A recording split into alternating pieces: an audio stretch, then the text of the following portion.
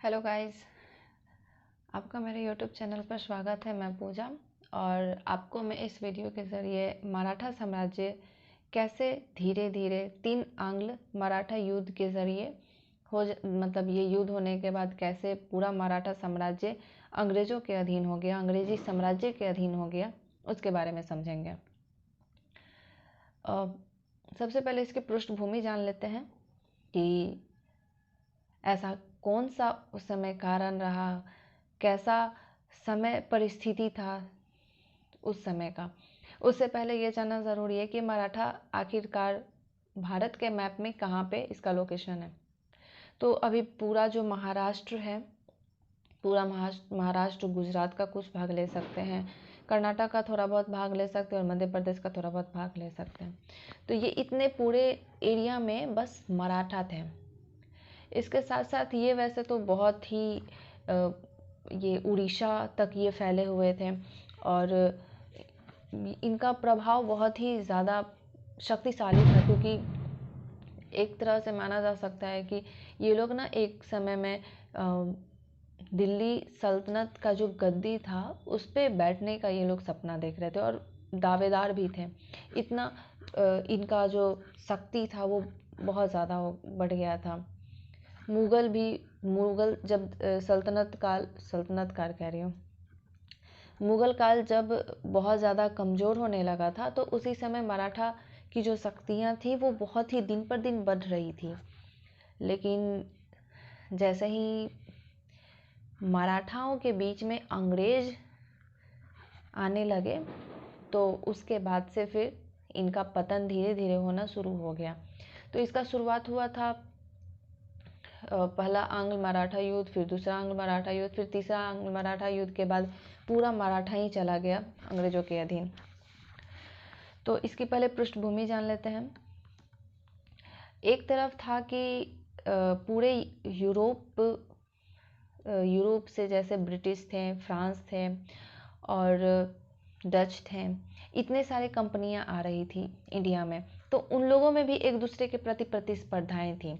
तो उन सबों में एक ब्रिटेन उभर कर सामने आया था। और दूसरी तरफ था कि जैसे ही मुगल सल्तनत कमज़ोर हुआ था वैसे ही बंगाल, हैदराबाद, मैसूर, मराठा, राजपूत, सिंध, उधर बहुत सारे जो क्षेत्र हैं वो उभर कर सामने आ रहे थे सामंतवाद के तौर पर। जब ये सामंतवाद बहुत ज़्यादा स्ट्रांग होने लगे मुगल से, तो ये लोग खुद अपना स्वतंत्र राज्य की स्थापना कर ले। उनमें से सबसे ज़्यादा प्रभावशाली मराठा थे, इधर बंगाल भी था। मराठा बहुत ज़्यादा शक्तिशाली थे। तो एक तरफ शक्ति था, मतलब शक्तिशाली जो दावेदार थे वो एक मराठा थे और दूसरे जो थे वो ब्रिटिश थे, मतलब इंग्लैंड थे। तो दोनों के बीच में फिर से आपसी युद्ध हुआ, क्योंकि दोनों के दोनों दक्षिणी भारत में ही थे, दोनों अपना साम्राज्य का विस्तार करना चाहते थे, तो दोनों के बीच में युद्ध होना लाजमी है। तो हुआ ये कि जब माधवराव का जब मृत्यु होता है, जो कि मराठा साम्राज्य का पेशवा होते हैं, तो उनका जब मृत्यु होता है तो उनके जगह पे नारायण राव पेशवा बनते हैं। लेकिन जो उनके चाचा होते हैं नारायण राव के, रघुनाथ राव, वो चाहते थे कि वो पेशवा बने, लेकिन नारायण राव उनकी जगह पे बने हुए थे। तो उन्होंने खुद पेशवा बनने के चक्कर में नारायण राव की हत्या कर दी। तो नारायण राव की जो वाइफ थी गंगाबाई, उन्होंने अपने पुत्र को, जो कि माधवराव द्वितीय था, उनको गद्दी पे बैठा दिया, मतलब वो फिर नेक्स्ट पेशवा बने। तो ये और उनके बचाव के लिए नाना फडणवीस थे। तो ये बात रघुनाथ राव को अच्छा नहीं लगा। वो समझने लगे कि उनको चाहिए था कि वो अगला पेशवा बने, मतलब उनको पेशवा की गद्दी चाहिए थी। तो यही पेशवा बनने के चक्कर में वो चले गए अंग्रेजों के पास और वहाँ पे जाने के बाद सूरत की संधि उन्होंने की। 1775 ईस्वी में सूरत की संधि अंग्रेजों के साथ की। अब उसमें कहा क्या, उसने कहा कि आप अगर मुझे पेशवा मराठाओं का पेशवा बनवा देते हैं, बनाने में मेरी हेल्प करते हैं, तो हम आपको सालसेट और बसीन का क्षेत्र देंगे। अंग्रेज इसी के ताक में तो थे कि कहीं तो हमको मौका मिले तुम लोगों के बीच में इंटरफेयर करने का और हम तुम लोगों को हड़प ले तुम्हारे ज़मीन को, और वो मौका फिर अभी मिला। तो अंग्रेज जो थे वो उनको 2500 सैनिक का टुकड़ी देते हैं सुरक्षा प्रदान करने के लिए, और बदले में सालसेट और बसीन क्षेत्र को अंग्रेजों के अधीन करना था। फिर कुछ समय बाद पुणे में कहने का मतलब कि पूरा मराठा साम्राज्य में नाना फडणवीस जो थे वो फ्रांसीसियों को बहुत ज़्यादा ही बढ़ावा देते थे वहाँ से व्यापार करने के लिए, जो कि अंग्रेज़ों को ये बिल्कुल भी पसंद नहीं आ रहा था। तो अंग्रेज जो थे क्योंकि वो लोग बहुत ज़्यादा ही युद्ध लड़ चुके थे, युद्ध में वो विजयी हो चुके थे, तो उनके अंदर का जो कॉन्फिडेंस था वो बहुत ज़्यादा था। तो वो लोग ना सीधे युद्ध करने के लिए पुणे में आ गए। तो इधर से मुगल सेना भी थी, तो कहा जाता है कि, और इसमें ना मुगल जो सेना थी वो जीत जाती है, मुगल सेना कह रहे हैं मराठा सेना सॉरी मराठा सेना, और एक तरफ था अंग्रेजी सेना। तो अंग्रेजी सेना जो है वो हार जाती है और मराठा सेना जो होती है वो जीत जाती है। और इस युद्ध में मराठे जो होते हैं वो अंग्रेजों को खदेड़ खदेड़ के मारते हैं। तो अंग्रेज जो है वो आत्मसमर्पण कर देते हैं, और आत्मसमर्पण करने के बाद बेरगांव की संधि करते हैं, बड़गांव 1779 ईस्वी में बड़गांव की संधि करते हैं। और इसके तहत इस संधि में कहा जाता है कि जो 1775 ईस्वी में जो सूरत की संधि हुई थी उसको रद्द ही कर दिया गया था। जब बंगाल के गवर्नर जनरल को पता चलता है कि अंग्रेज हार गए हैं, तो वो अपनी सेना लेके पूरा महाराष्ट्र को रौंद देता है। पहले अहमदाबाद को ले लेता है, फिर बशीन क्षेत्र को अपने कब्जे में करता है, फिर सिपरी को अपने कब्जे में करता है। तो इसी तरह से बहुत ही वो अपना युद्ध अभियान चलाए हुए रहते हैं। तो फिर उसके बाद ये मराठा जो होते हैं वो आत्मसमर्पण करते हैं और सालबाई की संधि करते हैं 1782 ईस्वी में। इस संधि के तहत कुछ शर्तें हुई थी। वैसे तो रघुनाथ राव जो थे वो खुद पेशवा बनना चाहते थे, लेकिन माधवराव द्वितीय उनको पेशवा नहीं बनने देना चाह रहे थे। तो इसमें डिसीजन लिया गया था कि माधवराव द्वितीय ही पेशवा रहेंगे असलियत में, और ये अंग्रेज भी मानेंगे, और रघुनाथ राव को पेंशन पे रख दिया गया। वैसे तो स्टार्टिंग में माधवराव द्वितीय ये मानने को तैयार नहीं थे, लेकिन फिर भी बाद में उन्होंने परमिशन दे दी थी। साथ में अंग्रेजों को सालसेट का क्षेत्र दे दिया गया था, और दोनों के बीच में ये संधि हुई थी, ये शर्त हुई थी कि 20 साल तक हम लोग एक दूसरे के क्षेत्र में कोई हस्तक्षेप नहीं करेंगे, शांति बनाए रखेंगे। तो ये तो हुआ, ये पूरी जो घटना हुई प्रथम आंग्ल मराठा युद्ध में हुई। दूसरा आंग्ल मराठा युद्ध जो है वो 1803 से 1805 ईस्वी तक जो चला। अब पहले वाले मराठा युद्ध में देखे कि रघुनाथ राव जो था वो अंग्रेजों के शरण में चला गया था हेल्प मांगने के लिए, और सेकंड वाला में था कि सेकंड वाले आंग्ल मराठा में युद्ध में है कि जो रघुनाथ राव का जो बेटा रहता है पेशवा बाजीराव द्वितीय, वो पेशवा रहता है पुणे का। तो वो इस सेकंड आंग्ल मराठा युद्ध में अंग्रेजों के शरण में चला जाता है। अब होता क्यों चला जाता है, तो उस समय मराठा संघ हुआ करता था, 5 संघ था, जैसे होलकर हो गया, ये पुणे का पेशवा हो जाएगा, इसी तरह से 5 थे, सिंधिया हो जाएंगे और गायकवाड़ हो जाएंगे। तो इसी तरह से थे 5। तो उन लोगों में ना आपसी ही मतभेद था, जिस कारण कि पेशवा बाजीराव को लग रहा था कि वो अपने आप को असुरक्षित महसूस करते थे। तो इसीलिए वो चले गए अंग्रेजों के पास गए और उनसे शर्त रखे कि आप मुझे सैनिक प्रदान कीजिए ताकि मैं सुरक्षित फील कर सकूं। उस समय जो बंगाल का गवर्नर था वो लॉर्ड वेलेस्ली था। लॉर्ड वेलेस्ली उस समय आए हुए थे, जो कि सहायक संधि के लिए जाने जाते हैं। तो शर्त रखा गया था और बसीन की संधि हुई थी दोनों के बीच में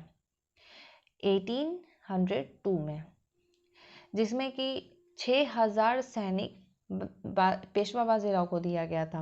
और पेशवा बाजीराव जो था वो उसके बदले में 20 लाख वार्षिक आय वाला जो क्षेत्र है कर वसूलने का, वो अंग्रेजों को प्रदान कर दी थी।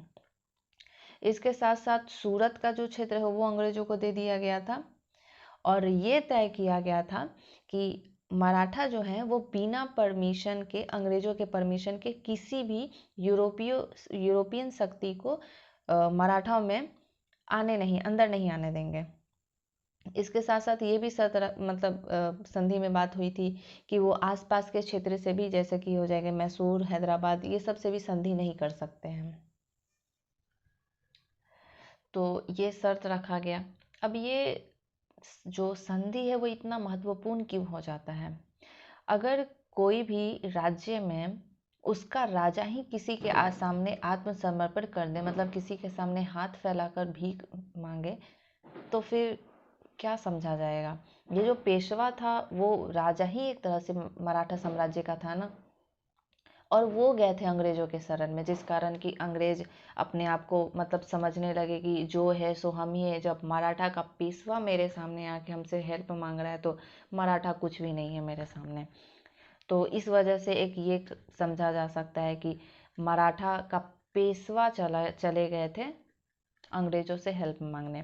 दूसरा की सहायक संधि हुई दोनों के बीच में, और इसके बाद, इस सहायक संधि के बाद, जो अंग्रेज जो थे वो मराठाओं के आपसी मतभेदों में टांग अड़ाने लगे।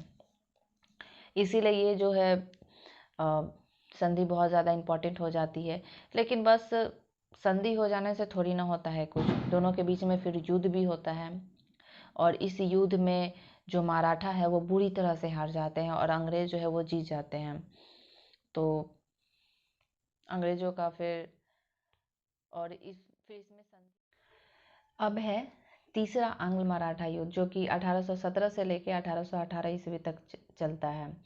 इस आंग्ल मराठा युद्ध का होने का एक बहुत बड़ा कारण है कि जब 1813 ईस्वी में मुक्त व्यापार की नीति भारत में आई थी, लागू हुई थी, तो उस समय क्योंकि अंग्रेज इंग्लैंड के बहुत सारे कंपनी भारत में आना स्टार्ट कर दिए थे।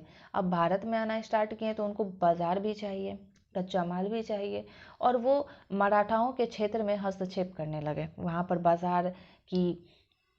बाजार की मांग करने लगे, जो कि मराठाओं को बिल्कुल पसंद नहीं था। तो इस वजह से मराठा उनसे नाराज बैठे हुए थे। और सबसे तत्कालीन कारण था कि जो अंग्रेज थे उस समय पिंडारियों को उस समय बहुत दौरा कर मार रहे थे, जिस कारण कि ये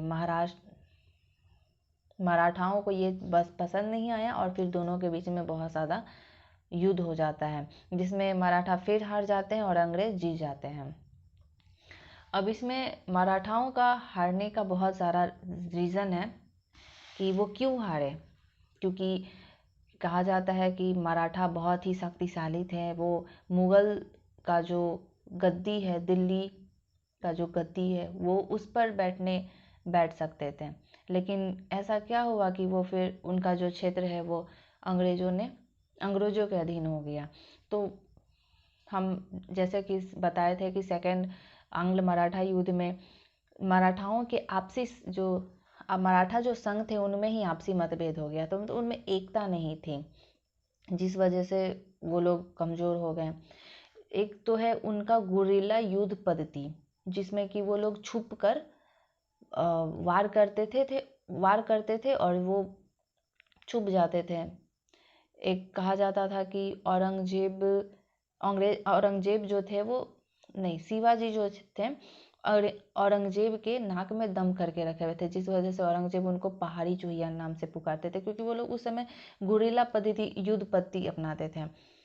और इसके साथ साथ जो मराठा है वो आप तो जानते ही हैं कि अरब सागर के तट पर वो स्थित है, तो नौसेना उनकी मजबूत होनी चाहिए, लेकिन नौसेना भी बहुत ज़्यादा उसकी कमज़ोर थी।